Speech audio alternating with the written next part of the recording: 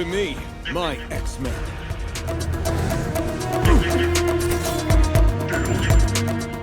It's been a while now since X-Men 97 debuted, and even though it arrived at a time when the MCU was at its lowest, the first season was great to say the least. Now, since the show functions as both a revival and a sequel to the original X-Men animated series from the 90s, X-Men 97 featured a lot of scenes and references that serve as delightful nods to the original's legacy. So while we eagerly wait for the second season to drop, here are 10 90s callbacks in X-Men 97.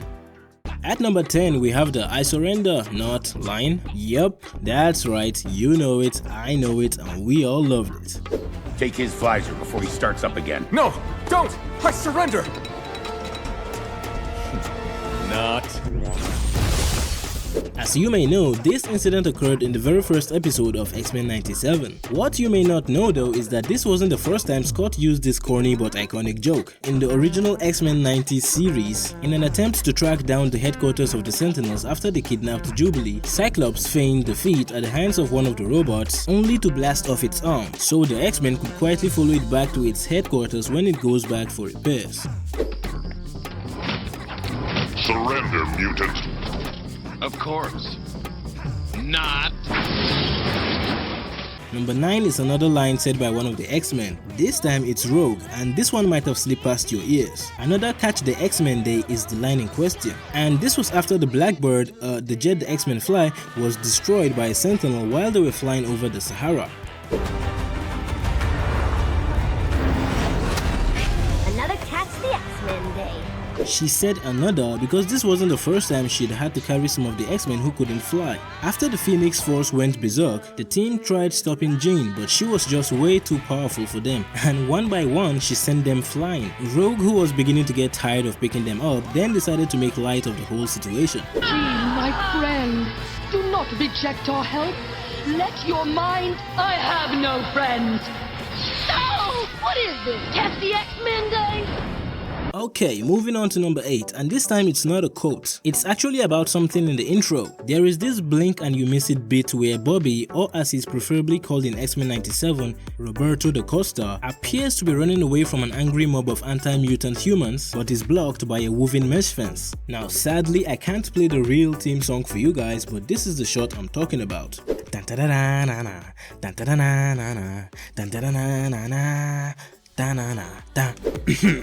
In the intro of the original show from the 90s, it was Jubilee who was shown in this predicament.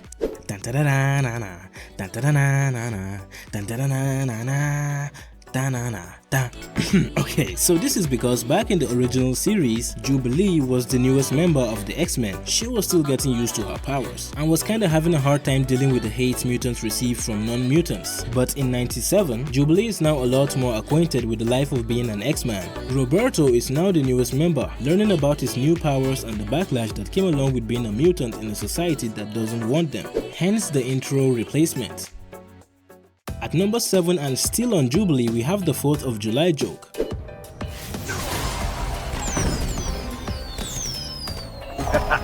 What will you do, child?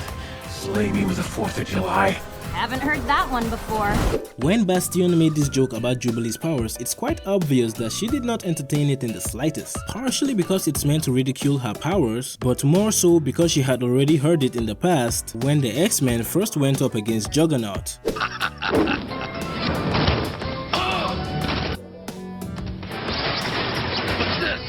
The 4th of July? No one told me.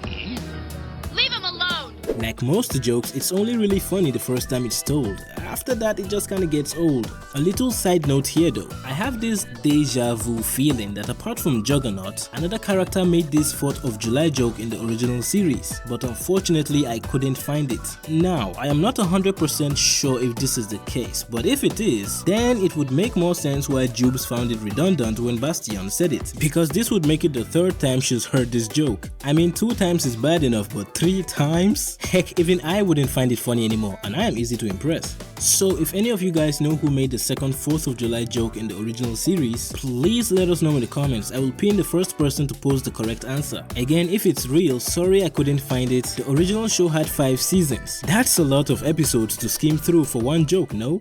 Okay, on to number 6, and somehow still with Jubilee. Well, this one is about X-Men 97 referencing the mutant slavery in Genosha. Hold up, Genosha?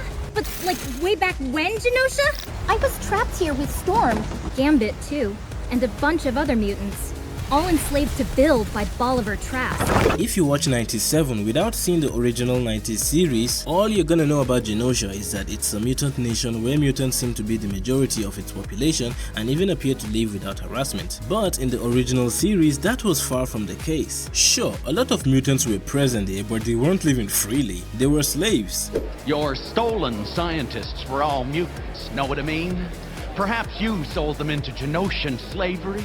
The Republic of Free Genosha objects strenuously to the use of the term slavery. Mutant powers are a resource to be managed like any other. The only reason a large number of mutants even live there is because the government of Genosha invited mutants worldwide, promising them that it would be a safe haven without prosecution, only for them to be bound with power dampeners and immediately put to work. Get back to work! I said get back to work, blood! Get back to work! Did I say you could stop working? You monkey! Jubilee, Storm and Gambit all went to Genosha to see if the mutant invite was sincere, and boy were they right to be skeptical. Surrender, mutants! Up till the very last time we see Genosha in the OG series, it was still a pretty dangerous place for peaceful mutants, so I'm not sure when it became the mutant haven we see in X-Men 97.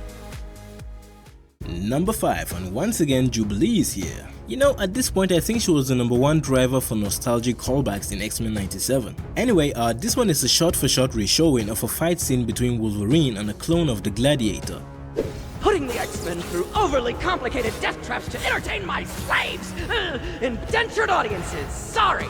While explaining to Jubilee and Roberto how his game works after kidnapping them, Mojo used a clip from the time he had kidnapped Wolverine and basically all the other X-Men in the original series to feature in his live TV show. He made clones of some of the characters the X-Men had encountered in the past and pit them against the team, hence the Wolverine versus the Gladiator bit. Putting the X-Men through overly complicated death traps to entertain my slaves! Indentured audiences, sorry!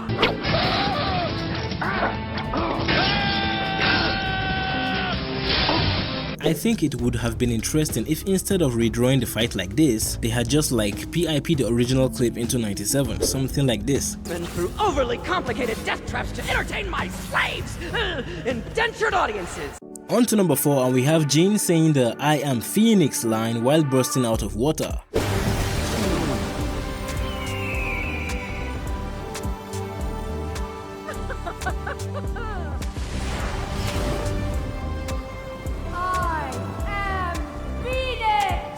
Personally, I found this one kind of funny, even though it's iconic as fuck, because Jean says "I am Phoenix" with the same epic 90s bravado as she did in the original.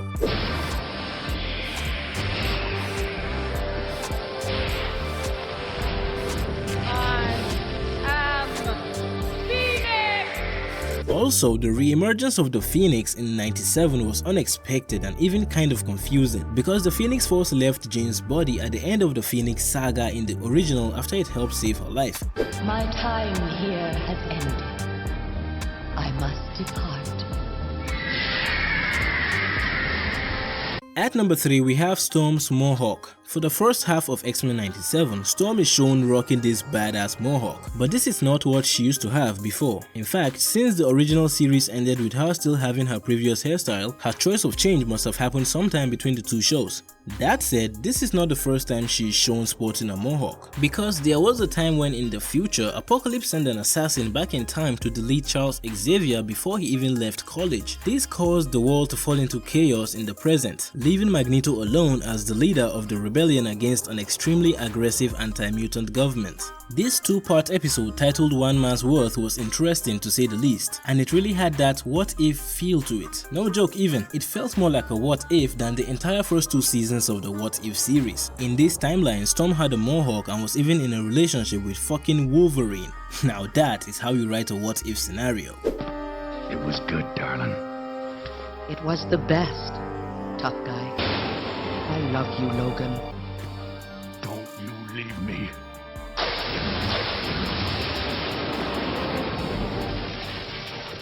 For For number 2, I have a quick one for you guys, Morph's laugh. In the first episode of 97, Morph messes with Cyclops by turning into Professor X. This was back when they still thought he was dead. As soon as he reverts back to his normal self, he lets out this rather retro laughter for a second.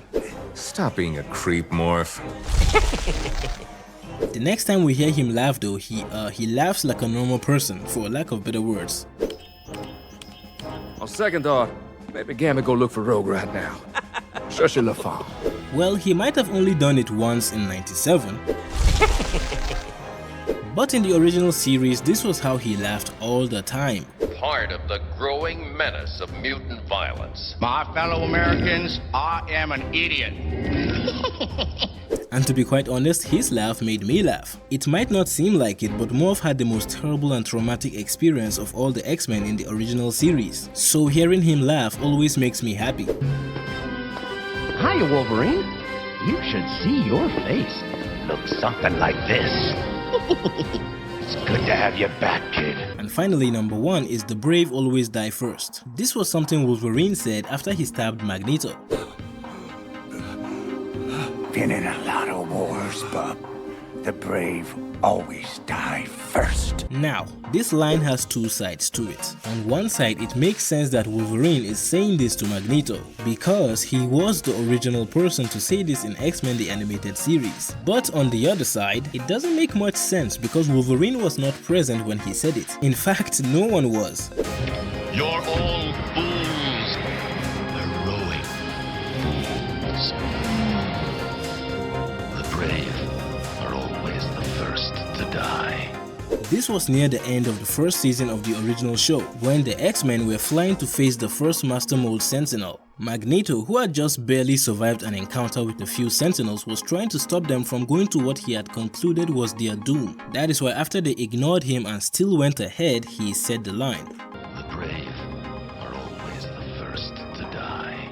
As you can see, no one was around to even hear this. So while it makes sense for Wolverine to be saying it to Magneto, he was speaking from his own experiences, but ironically and coincidentally ended up saying it to Magneto, who also happened to believe in the philosophy. But even more ironically, everyone whom this quote was intended for ended up surviving. It was a cool callback though. I actually have a bonus for you guys, and this one is a bit savage. I put this one in as a bonus and not number 11 because it's not a callback to the 90s show, but rather to the 2000 live action X-Men movie. And in case you haven't guessed it yet, it's the what would you rather wear joke. Oh hey, almost forgot. Am I going to war or a circus? What'd you expect? Black leather? This was a direct rebuttal to a scene in the live-action X-Men movie where they kind of make fun of the colorful uniforms of the X-Men in both the comics and the 90s animated series. You actually go outside in these things? What would you prefer? Yellow spandex? The answer is yes, yellow spandex is a much more preferred color for Wolverine, go figure. I additionally found this interesting since it was Cyclops who did the roasting in both scenarios, which is fitting actually, because Cyclops is a way more intriguing and likable character in X-Men 97 than he ever was in the live action movies. What'd you expect? Black leather? Ah yes, so refreshing. And that brings us to the end of the video. Thanks for watching and I'll see you all next time. Until then, stay safe everyone and get the heck out of here now.